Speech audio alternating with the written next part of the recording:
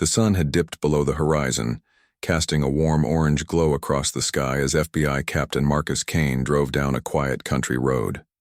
The hum of his car's engine blended with the soft rustle of leaves in the crisp autumn air. It had been a long day, another grueling undercover operation that left him drained but satisfied. For over 2 decades, Marcus had dedicated his life to serving justice, dismantling criminal networks, and protecting innocent lives. He was known within the Bureau for his sharp instincts, unwavering integrity, and calm demeanor under pressure. But tonight none of that seemed to matter. As Marcus turned onto a narrow stretch of asphalt flanked by tall trees, he noticed something unusual in his rearview mirror, a pair of headlights growing brighter by the second. At first he thought nothing of it. Perhaps another driver was simply passing through this sleepy part of town. But then those lights began to flash, red and blue strobing against the darkening landscape. A police car had pulled up behind him, its siren wailing briefly before falling silent. Marcus slowed his vehicle and guided it to the side of the road, careful not to make any sudden movements. His heart wasn't racing. He'd been in far tenser situations during his career. But there was an odd tension in the air, a sense that something about this stop felt off. As he rolled down his window, cool evening air rushed into the car, carrying with it the faint scent of damp earth. He reached for his wallet on the passenger seat, pulling out his FBI badge along with his driver's license. "Evening, officer," Marcus said calmly when the deputy approached, his voice steady and polite. "Is there a problem?" The deputy leaned into the open window, his posture rigid and uninviting.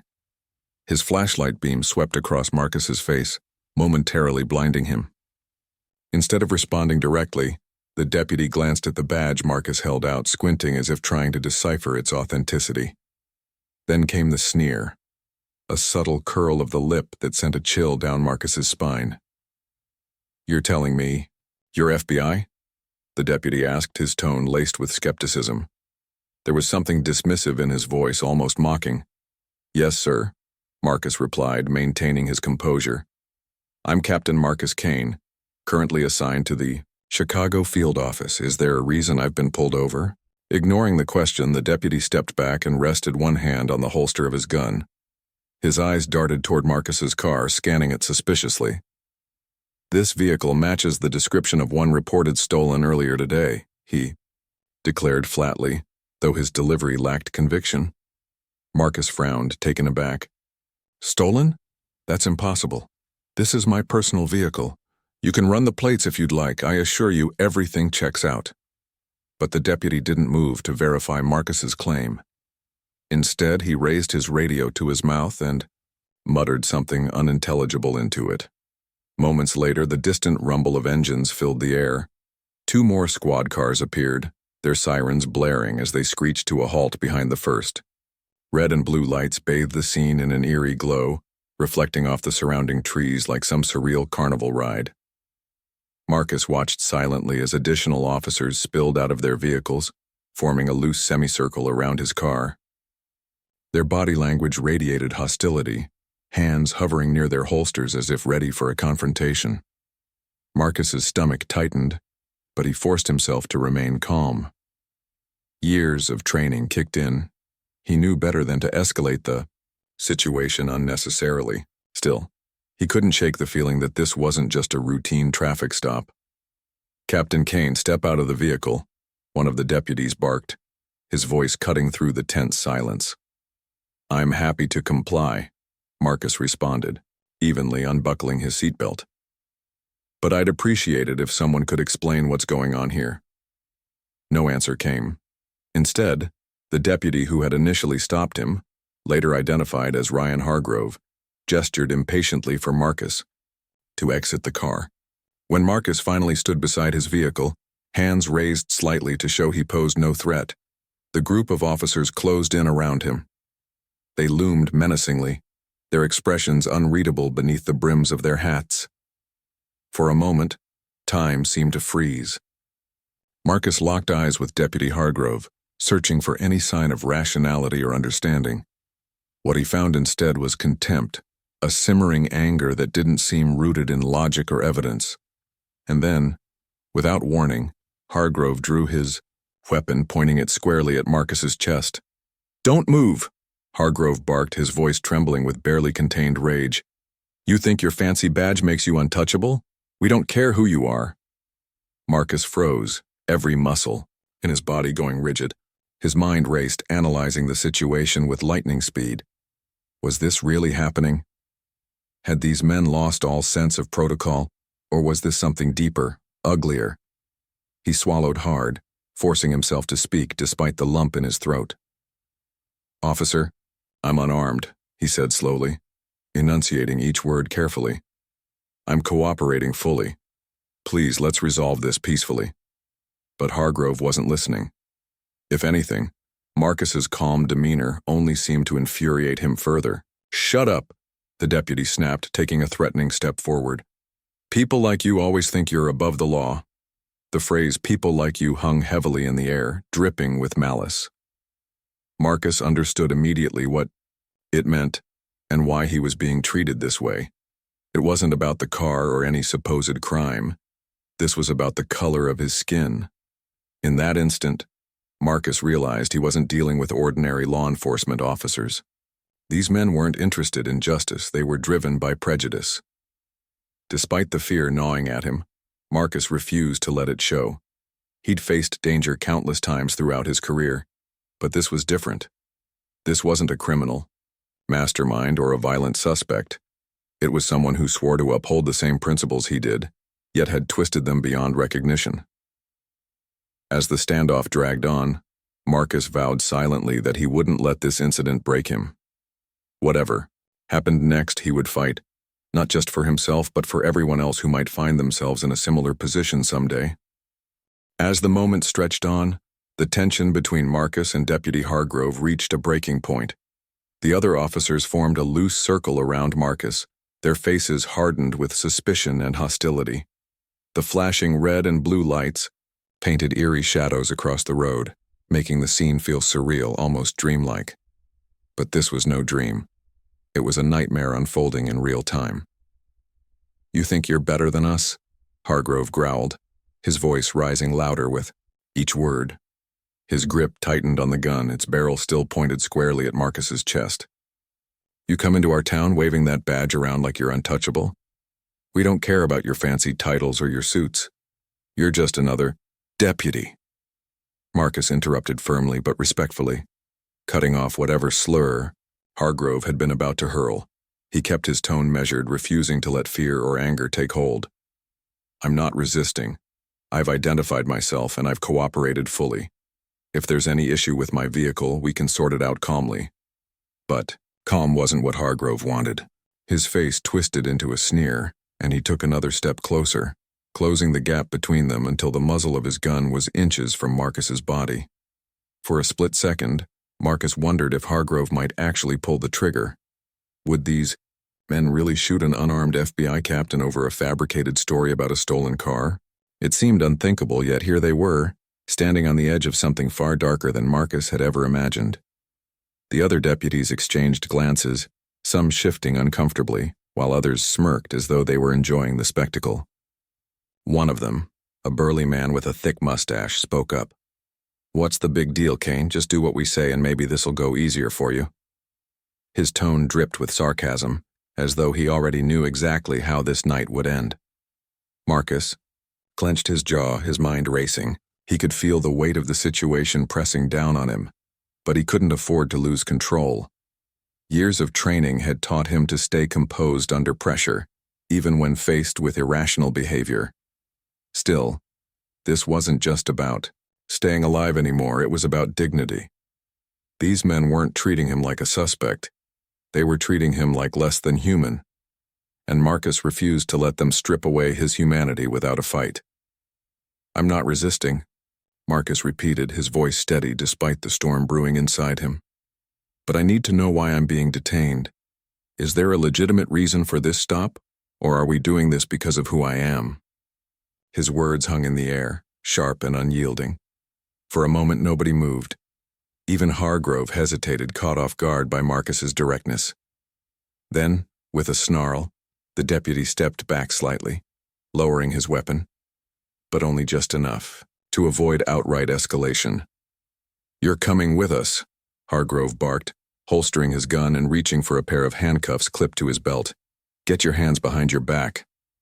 Marcus didn't argue. He knew better than to resist. Now, as much as it pained him to submit to such blatant injustice, fighting back physically would only give these men an excuse to escalate further. Instead, he complied silently, allowing Hargrove to cuff his wrists tightly behind his back. The metal bit into his skin, but Marcus barely noticed. His focus was elsewhere, locked onto the faces of the deputies surrounding him, searching for any sign of remorse or even doubt. There was none.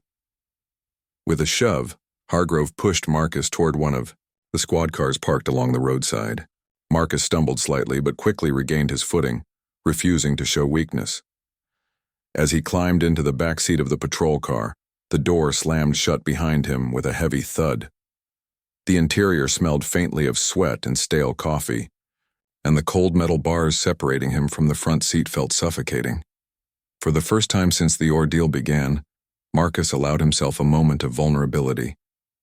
He leaned forward slightly, resting his forehead against the cool glass of the window, and exhaled deeply. Outside, the deputies gathered around Hargrove, their voices low but animated. Marcus couldn't hear everything they were saying, but snippets drifted through the open windows of the squad car. Words like troublemaker and uppity floated past, confirming what he already suspected. This wasn't about enforcing the law. This was about power and fear. These men saw Marcus as a threat not because of anything he'd done, but because of who he represented. A black man in a position of authority challenged their worldview, and they were determined to put him back in his place. Time seemed to crawl as the deputies debated what to do next. Eventually, Hargrove climbed into the driver's seat of the patrol car, slamming the door shut with unnecessary force. Without a word, he started the engine and pulled onto the road, leaving the other officers behind. Marcus sat silently in the back, watching the darkened landscape blur past the window. His mind raced with questions. Where were they taking him? What would happen once they arrived? And most importantly, how could he prove his innocence in a system that clearly viewed him as guilty before the trial even began?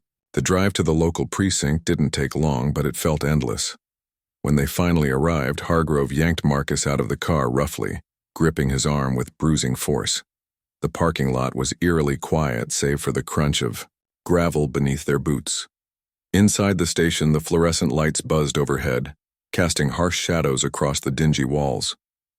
The smell of old coffee and disinfectant filled the air, mingling with the faint hum of chatter from nearby desks. At the front desk, Hargrove handed over Marcus's ID and badge to a harried-looking clerk, muttering something about processing. The clerk glanced at Marcus briefly, her expression unreadable, before nodding and gesturing for Hargrove to take him to a holding area. As they walked down a narrow hallway, Marcus noticed the stares of other officers. Some looked curious, others amused, and a few seemed uneasy, but none stepped forward to intervene. Eventually, Marcus found himself in a small, cramped cell. The door clanged shut behind him, sealing him inside. He sank onto the thin mattress, covering the bench, his cuffed hands resting uselessly in his lap. For the first time since the ordeal began, he allowed himself to feel the full weight of what had happened. Anger bubbled beneath the surface, mingling with frustration and sadness. How could this happen? He had spent his entire career working to uphold justice, yet here he was locked away like a common criminal, all because of the color of his skin. Hours passed in agonizing silence. The cell was cold and uncomfortable, offering little relief from the emotional toll of the evening. Marcus tried to distract himself by replaying the events in his mind, analyzing every detail for clues about how things had gone so wrong. He thought about his family, his colleagues, and the countless lives he'd touched throughout his career. Would anyone believe him when he told them what had happened? Or would they dismiss his account as exaggeration or paranoia? Just as despair began to creep in, a commotion erupted outside the cell block. Raised voices echoed through the hallway, growing louder with each passing second. Marcus stood up, pressing his face against the bars to see what was happening. Through the chaos, he caught glimpses of familiar faces, agents from the FBI, identifiable by their crisp suits and determined expressions. Relief washed over him like a tidal wave. Help had arrived. One of the agents, a wiry man named Agent Thompson, whom Marcus had worked closely with in the past, spotted him immediately. "Captain Kane," Thompson called out, rushing toward the cell. "Are you all right?" "I'm fine," Marcus replied, his voice hoarse from hours of disuse. "But I need to talk to someone. Now." Thompson nodded grimly, turning to address the officers who had gathered nearby. "This is unacceptable," he said, his tone icy. "You've detained a federal officer without cause. We're taking this matter very seriously."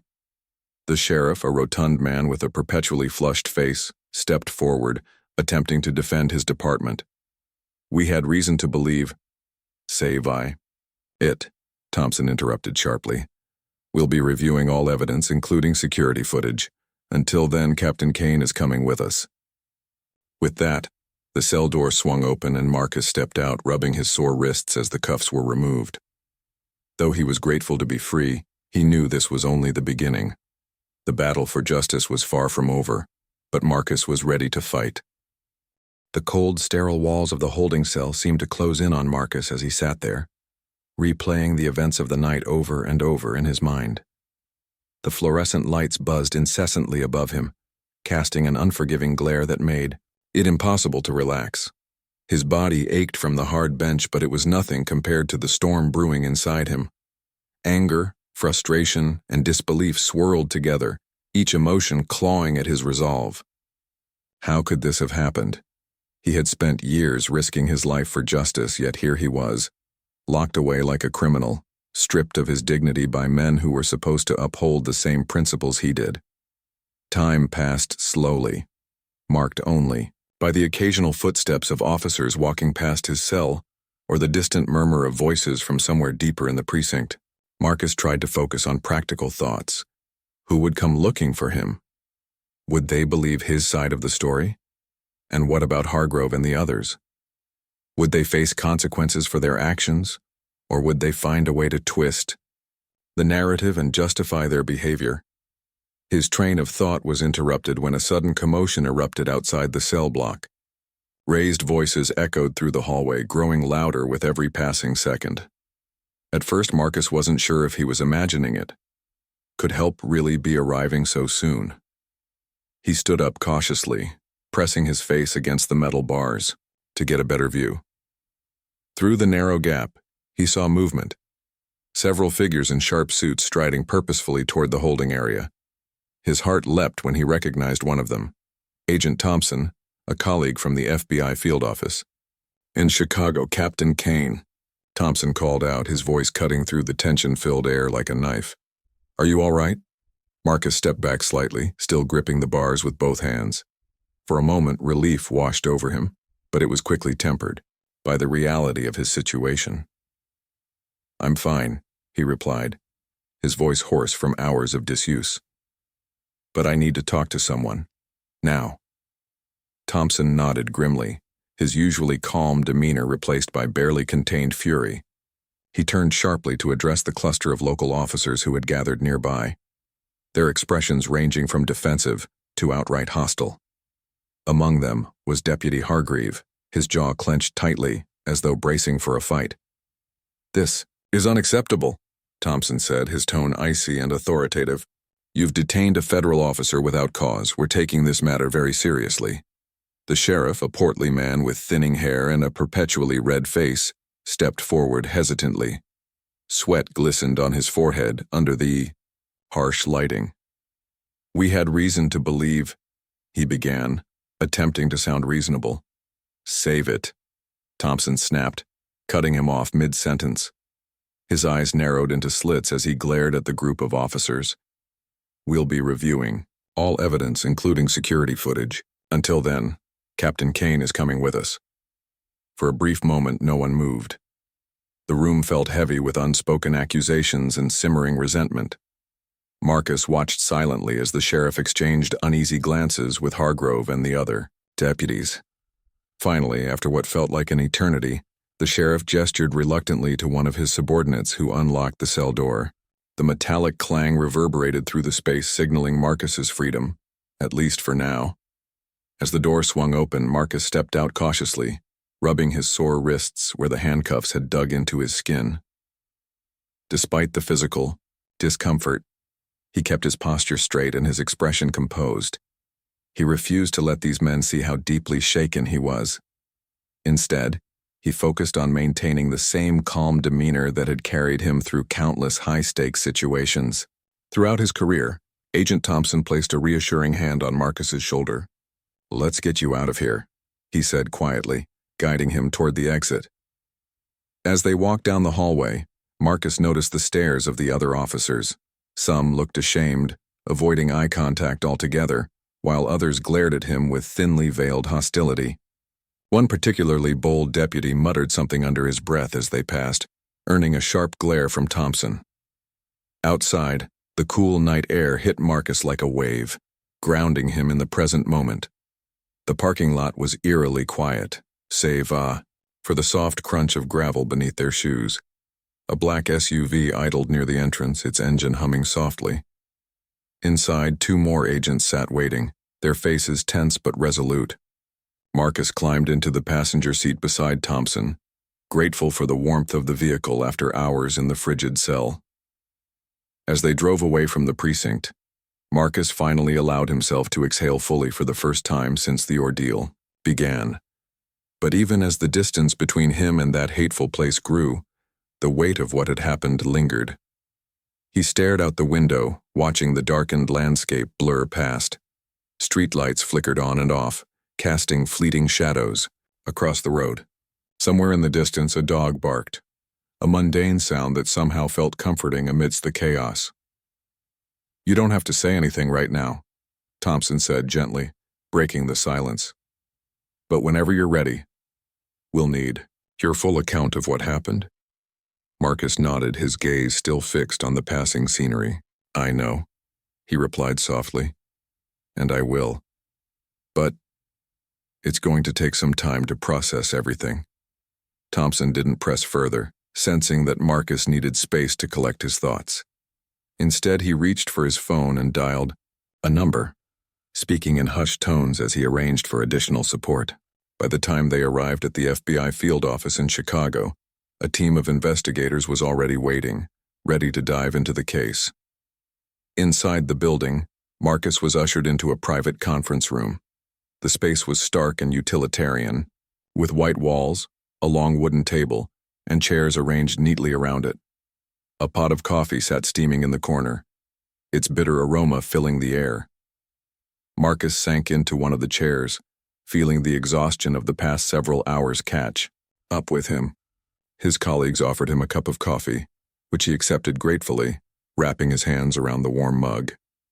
Over the next hour, Marcus recounted every detail of the incident, from the initial traffic stop to his time in the holding cell. He spoke slowly and deliberately, ensuring that nothing was omitted. Each word felt heavy, laden with the gravity of what he'd endured.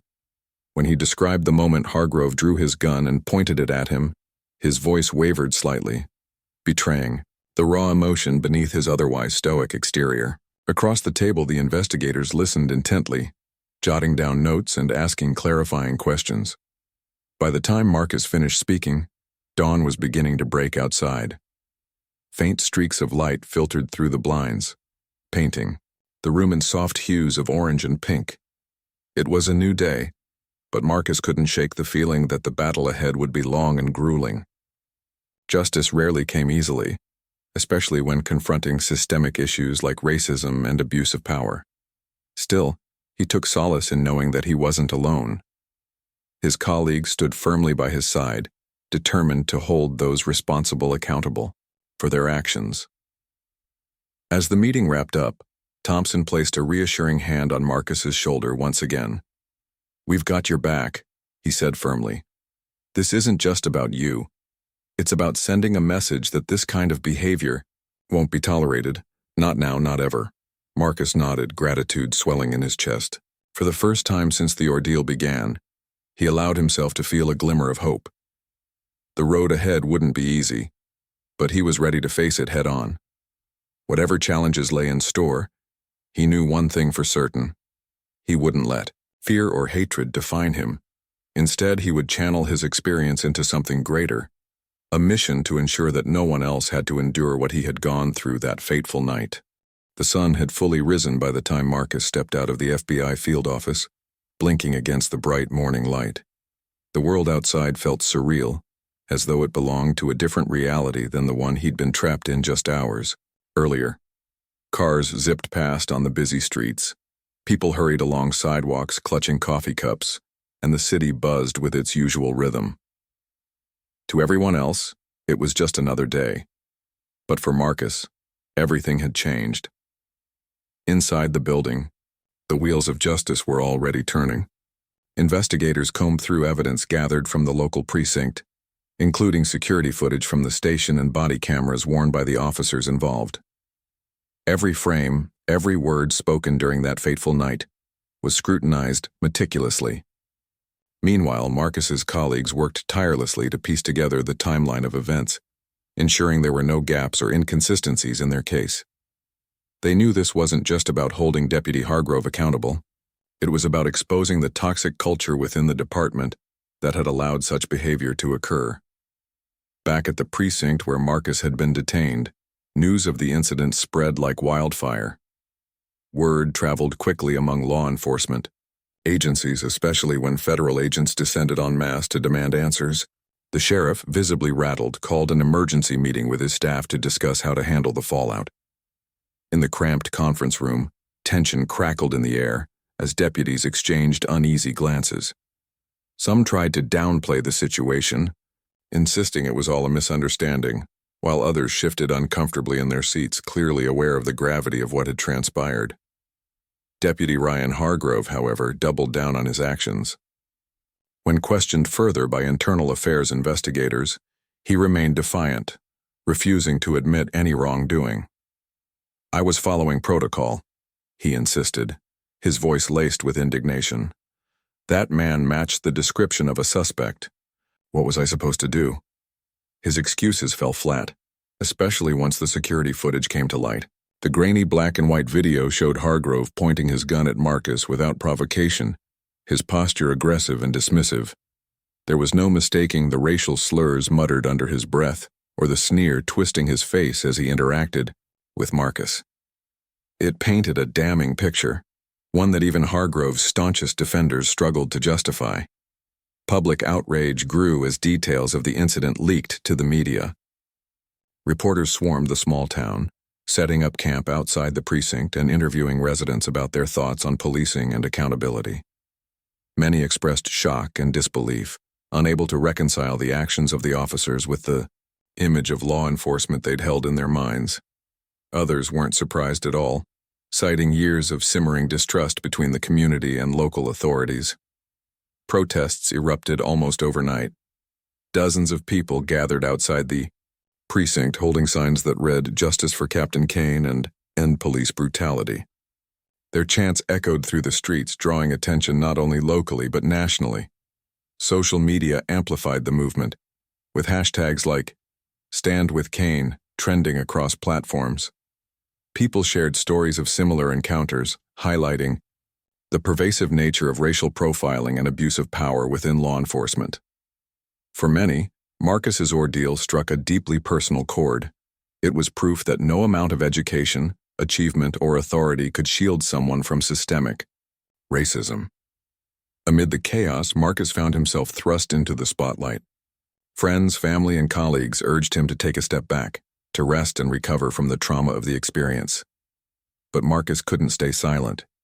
He knew this moment presented an opportunity, a chance to shine a light on issues that had plagued communities for generations. With the support of the FBI and civil rights organizations, he agreed to speak publicly about what had happened. At a press conference held in downtown Chicago, Marcus stood behind a podium flanked by fellow agents and activists. Cameras flashed incessantly as reporters jockeyed for position, eager to capture his every word. Despite the pressure, Marcus exuded calmness and poise. He began by recounting the events of the night, his voice steady but filled with emotion.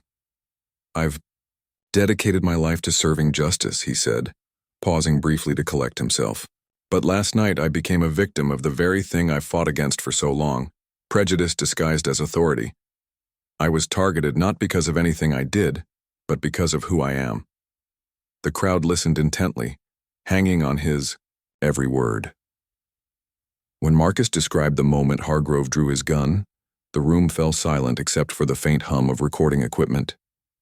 His words resonated deeply, striking a chord with anyone who had ever felt marginalized or powerless in the face of injustice. But this isn't just about me, Marcus continued, his tone firm yet compassionate. This is about the countless individuals who have faced similar treatment, and worse, at the hands of those sworn to protect them. It's about dismantling the systems that allow hatred and fear to thrive. We can't turn a blind eye anymore. Real change starts now. The applause that followed was thunderous, lasting several minutes before Marcus raised a hand to quiet the room. He ended his speech by calling for unity, not division, and urging both law enforcement agencies and communities to work together toward reform. We're stronger when we stand side by side, he concluded. Let's build a future where everyone feels safe and respected. As the press conference wrapped up, Marcus stepped away from the podium, visibly drained but resolute. Backstage, he was greeted by a flood of messages and calls from supporters around the country. Strangers thanked him for speaking out, sharing how his courage inspired them to confront injustices in their own lives. Colleagues praised him for using his platform to spark meaningful dialogue, while friends reminded him to take care of himself amidst the whirlwind. Despite the overwhelming support, Marcus couldn't ignore the backlash brewing beneath the surface. Critics accused him of exaggerating the incident, claiming he was using his position to stir up controversy. Online trolls flooded comment sections with vitriolic remarks, attempting to discredit his account. And within certain circles of law, enforcement whispers of resentment circulated, with some officers viewing Marcus's public stance as a betrayal of their profession. But Marcus refused to let negativity derail him. He leaned on his faith, his loved ones, and the knowledge that he was fighting for something bigger than himself. Late at night, when the noise of the world faded and he was alone with his thoughts, he reflected on the journey ahead. Justice wouldn't come easily, it rarely did, but Marcus was determined to see it through. He envisioned a future where stories like his would be relics of the past, replaced by a system rooted in fairness, empathy, and accountability. In the weeks that followed, the investigation intensified. Federal agents conducted interviews with witnesses, reviewed additional evidence, and filed formal complaints against Hargrove and several other deputies implicated in the incident. Internal Affairs launched its own probe, though skepticism lingered about whether it would yield meaningful results. Meanwhile, legal teams prepared for potential lawsuits, knowing full well that courtroom battles often dragged on for months, or even years. Through it all, Marcus remained steadfast. He attended hearings, provided testimony, and collaborated, with advocacy groups pushing for legislative reforms. Each step forward felt like progress, no matter how incremental. And though the scars of that night would never fully heal, Marcus carried them as reminders of why the fight mattered. He also began mentoring young officers within the FBI, sharing his experiences and emphasizing the importance of integrity, humility, and cultural sensitivity in law enforcement. During training sessions, he recounted the lessons he'd learned, not just from textbooks or tactical drills, but from real-life encounters that tested his character. Being a good officer isn't just about enforcing laws, he told them. It's about understanding the humanity behind them. By the time autumn gave way to winter, Marcus's story had become a catalyst for change. Communities rallied around initiatives aimed at improving police-community relations, while lawmakers introduced bills addressing racial bias in law enforcement. Though challenges remained, there was a renewed sense of hope, a belief that progress, however slow, was possible. For Marcus, the journey was far from over, but as he looked back on everything he'd endured, he felt a quiet pride. He hadn't asked to be a symbol of resilience or a voice for the voiceless, but if sharing his story could inspire others to demand better, then he welcomed the role wholeheartedly.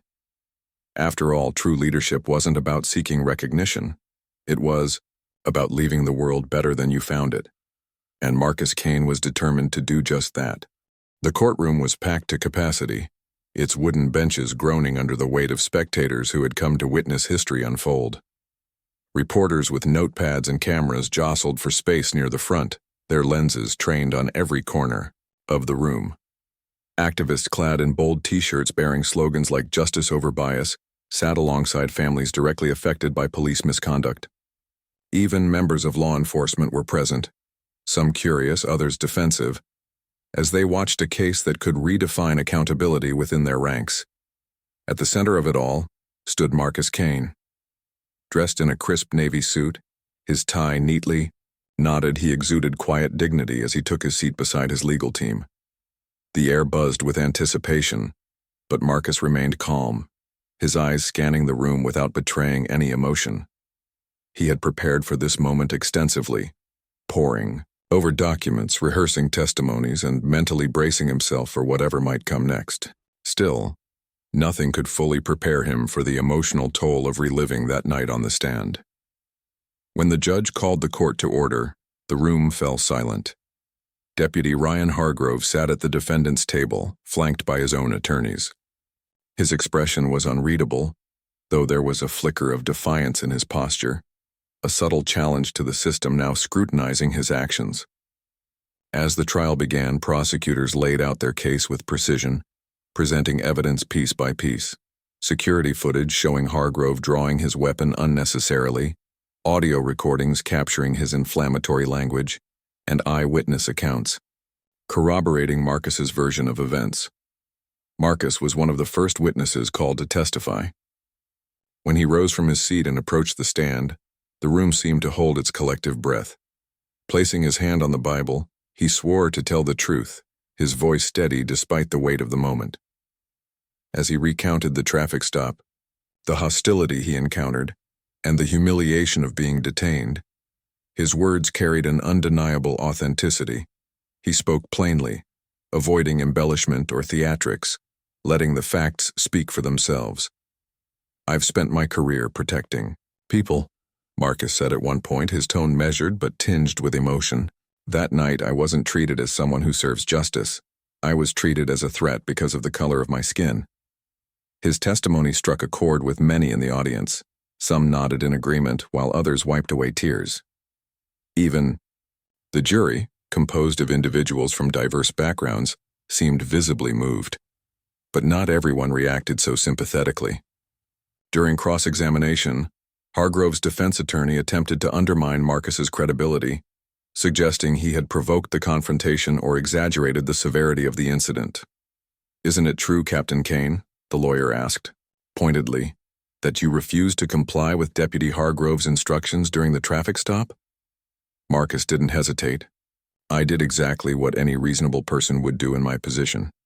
I identified myself, cooperated fully, and asked for clarification when I was accused of something baseless. If anything, I went above and beyond to de-escalate the situation." His response drew murmurs of approval from the gallery, forcing the defense attorney to pivot quickly. Despite these attempts to discredit him, Marcus maintained his composure throughout, answering each question with clarity and conviction. By the time he stepped down from the stand, there was no doubt in anyone's mind. Marcus Kane was not just a victim, he was a symbol of resilience. As the trial progressed, other witnesses took the stand, painting a fuller picture of what had transpired that night. Fellow officers who had accompanied Hargrove testified reluctantly, some admitting under oath that they questioned the legitimacy of the traffic stop. One deputy admitted that the description of the stolen vehicle never matched Marcus's car, confirming suspicions that the entire incident had been fabricated. Even the clerk at the precinct, initially hesitant to get involved, described how uneasy she felt watching Hargrove treat Marcus with such blatant disrespect. Perhaps most damning was the testimony of a civilian bystander who happened to drive past the scene shortly after Marcus was pulled over. She recounted seeing multiple squad cars surrounding Marcus's vehicle, noting how Hargrove's aggressive body language contrasted sharply with Marcus's calm demeanor. Her account aligned perfectly with the security footage, leaving little room for doubt about what had occurred. Throughout the proceedings, Hargrove continued to deny wrongdoing, clinging to his claim that he acted in accordance with protocol. His attorneys argued that the night's events were merely a misunderstanding, framing Marcus's arrest as a necessary precaution rather than an act of prejudice. But their arguments rang hollow against the mounting evidence. By the time closing statements rolled around, public sentiment, and likely the jury's verdict, was firmly against them. In his final remarks, the prosecutor delivered a powerful summation that resonated deeply with everyone in the room. "This isn't just about one officer making a mistake," he said, his voice ringing with authority. "It's about a pattern of behavior that has eroded trust between law enforcement and the communities they serve.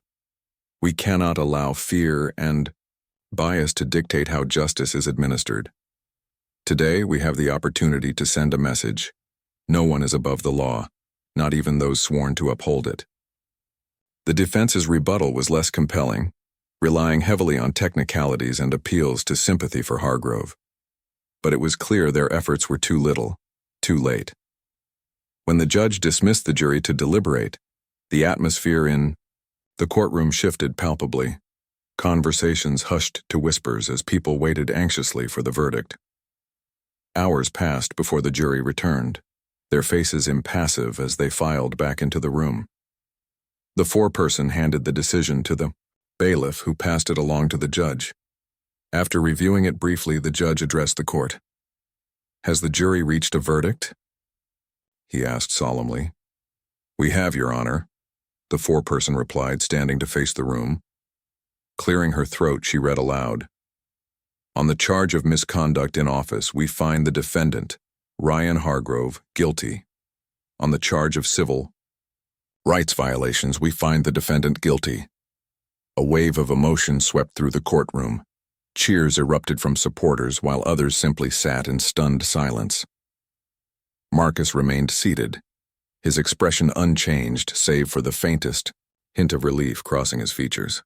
Across the aisle, Hargrove slumped in his chair, his defiance crumbling under the weight of the verdict. For the first time since the ordeal began, justice felt tangible.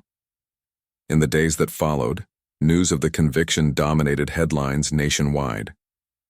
Commentators praised the outcome as a landmark victory for accountability in policing, while activists hailed it as a step toward dismantling systemic racism. Yet Marcus knew better than anyone that this was only the beginning. True change wouldn't happen overnight. It required sustained effort, vigilance, and commitment from everyone involved. Hargrove's sentencing came weeks later. Standing before the judge, he offered a brief apology, though it lacked sincerity. The judge, unmoved, sentenced him to prison and permanently revoked his ability to work in law enforcement. As Hargrove was led away in handcuffs, Marcus watched, silently, feeling neither triumph nor vengeance, only resolve. Outside the courthouse, reporters swarmed Marcus once again, eager for his reaction. This time, however, he kept his statement short and impactful. "Today's ruling is proof that accountability is possible," he said, his voice firm yet compassionate. "But our work doesn't end here. We must continue striving for a world where everyone is treated with fairness and respect, regardless of who they are or where they come from." With that, Marcus turned and walked away, disappearing into the crowd. Though the legal battle was over, his mission was far from complete. Armed with newfound purpose, he vowed to keep pushing forward, for himself, for his community, and for future generations who deserved better than the injustices he had endured. The months following Hargrove's sentencing brought a mix of emotions for Marcus Kane. On one hand, there was relief, a sense that justice had been served, at least in part. On the other hand, the scars of that night lingered, both visible and invisible. The physical marks on his wrists from the handcuffs had faded, but the emotional wounds ran deeper. Nights were often restless, filled with flashes of memory, the blinding headlights, the cold barrel of the gun pointed at him, and the sneer on Hargrove's face as he hurled insults laced with hatred. Yet, despite these lingering shadows, Marcus refused to let bitterness consume him. Instead, he channeled his energy into action. The trial had ignited something within him, a renewed purpose to not only fight for justice, but also to inspire change on a broader scale. He began working closely with advocacy groups focused on police reform, lending his voice and expertise to initiatives aimed at addressing systemic racism and promoting accountability in law enforcement. His story became a cornerstone of their campaigns, shared widely through media appearances, community forums, and educational workshops. One of Marcus's first projects involved developing training modules for new recruits within the FBI. These sessions went beyond traditional tactical drills or legal protocols. They emphasized empathy, cultural sensitivity, and ethical decision-making. Marcus drew heavily from his own experiences, sharing candid stories about moments when his authority had been questioned solely because of his race. He encouraged officers to reflect on their biases and consider how those biases might shape their interactions with the public. Being a good officer isn't just about knowing the rules, Marcus told a group of cadets during one session. It's about understanding the people you're serving, their fears, their struggles, and their humanity. You hold immense power in your hands, but true strength lies in using that power responsibly. His words resonated deeply with many of the younger agents who admired his resilience and commitment to making a difference. Some approached him after the sessions to ask questions or share their own concerns about navigating a profession fraught with challenges. Marcus listened patiently, offering guidance without judgment. In doing so, he fostered an environment where open dialogue could thrive, an essential step toward building trust within the ranks. Outside the FBI, Marcus collaborated with civil rights organizations to push for legislative reforms.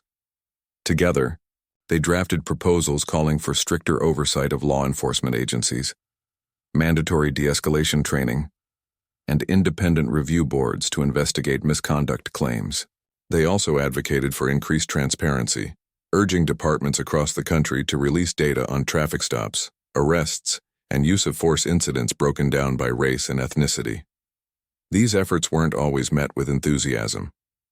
Resistance came from various corners: lawmakers hesitant to impose restrictions on police powers, union representatives concerned about protecting officers' rights, and even some members of the public skeptical of government intervention. But Marcus remained undeterred. He understood that meaningful change required patience and persistence, qualities he had honed over decades in law enforcement. To amplify their message, Marcus and his allies organized town hall meetings in cities affected by similar cases of police brutality. At each event, survivors of misconduct stepped forward to share their stories, painting a vivid picture of the human cost behind systemic failures. Marcus listened intently, nodding along as speakers recounted harrowing encounters with officers who had abused their authority. When it was his turn to speak, he acknowledged the pain in the room while emphasizing the importance of unity. "We can't erase what's happened," Marcus said during one such gathering, "but we can choose how we respond. We can stay divided, pointing fingers and assigning blame, or we can come together to demand better. Real progress happens when communities and law enforcement work side by side, holding each other accountable, while striving for mutual respect." His calls for collaboration struck a chord with many attendees, sparking conversations that extended long after the events concluded. Slowly but surely, bridges began to form between groups that had once viewed each other with suspicion. Police chiefs started attending community meetings, listening to grievances and promising reforms. Activists worked alongside officers to design programs addressing youth violence and gang activity. While tensions still flared occasionally, the overall tone shifted toward cooperation rather than confrontation. In addition to his advocacy work, Marcus found solace in mentoring young people. Through partnerships with local schools and nonprofits, he launched a mentorship program targeting students from underserved neighborhoods. Many of these kids faced daunting odds: poverty, crime, discrimination, and Marcus saw himself in them. He remembered the mentors who had guided him during his own turbulent childhood, instilling in him the belief that he could rise above adversity. During weekly sessions, Marcus taught life skills ranging from conflict resolution to goal setting. He shared anecdotes from his career, highlighting both triumphs and setbacks. Most importantly, he reminded the students of their inherent worth, encouraging them to dream big despite the obstacles in their path. "You may face people who try to tear you down," Marcus told a group of high school seniors during one session. "They'll judge you based on stereotypes or assumptions. But here's the thing, you define your future, not them. Don't let anyone convince you that you're less than extraordinary." His words inspired many of the students to pursue careers in fields traditionally dominated by others, from medicine to engineering to law enforcement. One teenager, a quiet boy named Jamal, confided in Marcus about his dream of becoming a detective. Moved by the young man's determination, Marcus offered to help him navigate the application process and prepare for academy training. Years later, when Jamal graduated at the top of his class, he credited Marcus as the reason he'd succeeded. As time passed, Marcus's influence rippled outward, touching countless lives in ways large and small. The case against Hargrove continued to serve as a cautionary tale within law enforcement circles, referenced in seminars and training manuals as an example of what happens when prejudice overrides professionalism. Meanwhile, Marcus's story inspired others to speak out about their own experiences, creating a groundswell of momentum for change. Yet, Marcus never sought recognition for his contributions.